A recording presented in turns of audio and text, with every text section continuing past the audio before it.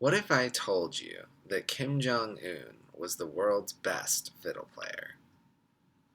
This is Left is Law, devoted leftist resistance, delivering the daily knowledge that you need to be informed and create change.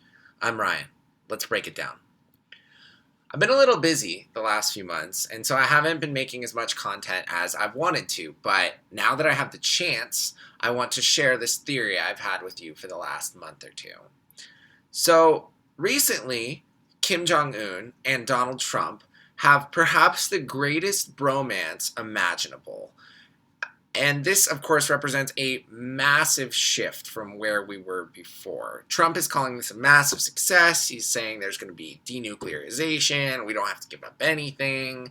And without touching the warrants of that for a moment, let's trace this back and ask, where the hell did this shift come from?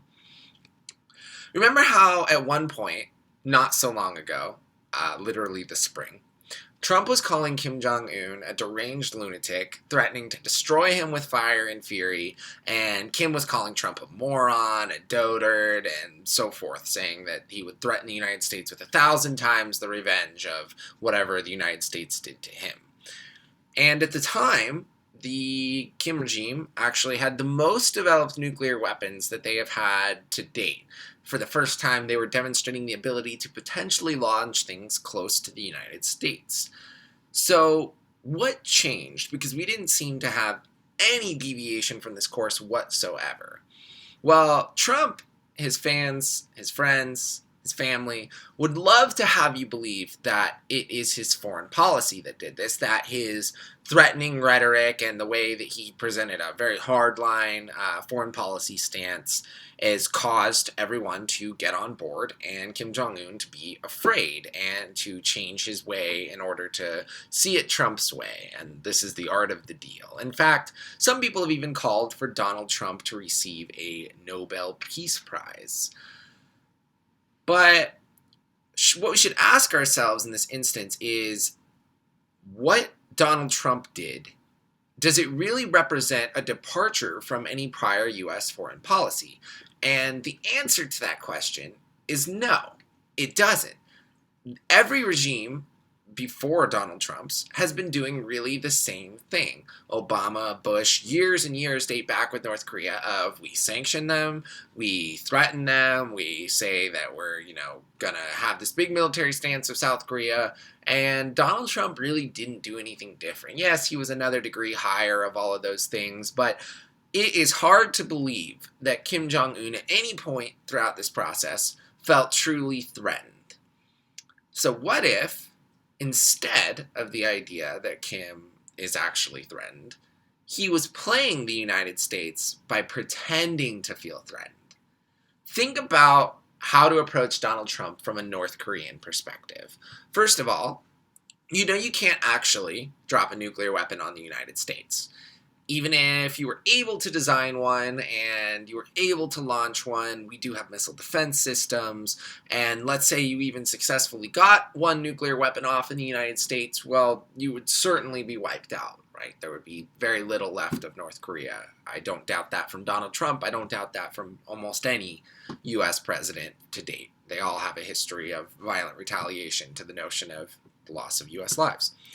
So there is no way you can win a conventional war against the United States with the resources that North Korea has. So now think about this. Does anybody remember when Abraham Lincoln said that if the U.S. falters, it would be because of what happened within?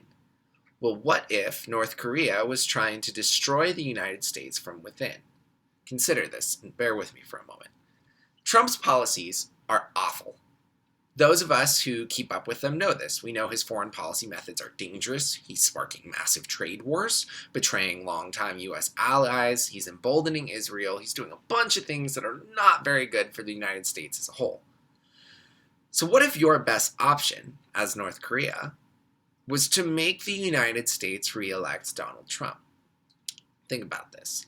Kim Jong Un goes on a large tour for like a month, visiting China and all these different places. And then after he goes on this tour, he randomly decides to comply. There's no shift, as far as I can tell, in anything. The rhetoric hasn't tuned down. We, of course, didn't stop doing military drills.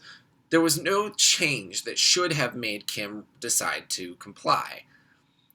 This makes Trump's foreign policy look fairly effective. As I mentioned, several conservatives and Republican Congress members think he should be up for a Nobel Peace Prize. People think that his method of being extremely violent towards North Korea and threatening North Korea was effective. Again, it's the art of the deal. And why is this good if you're Kim Jong Un? Because this can make people re-elect conservatives in the midterm and re-elect Donald Trump in 2020.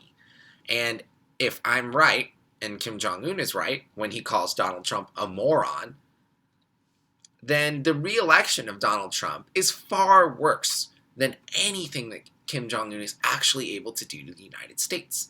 And this also provides a boost to Kim's economy as he gets years of sanctions removed. It's a win-win for Kim and a massive loss for America. And it's so easy because Donald Trump, as much as he claims the art of the deal, knows nothing of U.S. foreign policy, knows nothing of history, knows nothing of what actually needs to happen to be making a substantive change with North Korea. And they will absolutely play him like a flute all day. It is way too easy to get Donald Trump to go on a boasting spree about the massive success he had with Kim Jong Un. And if you're Kim Jong Un, who was partying it up in Singapore, I think that you have a pretty sweet approach going in, appearing to make a deal with the Americans. That doesn't matter if you keep it in 2 years. No, for now you get an economic boost and you make Donald Trump look good. It is a very well-rounded plan, and I think an absolutely brilliant potential response that Kim and his team came up with, or someone else came up with that gave him the idea, and one that I think he decided to execute, and one that we should frankly be wary of, because it did massively increase Donald Trump's public support, and there is firm reason to believe that this is exactly the kind of thing that Donald Trump has been legacy hunting for, and the exact kind of thing that has some propensity for him to say, look, I did something different than anyone else did in 20 years. Little do we know, it's actually probably a trap, but people will buy it up anyways, and it increases his chances of re-election drastically. Let me know what you think in the comment section down below.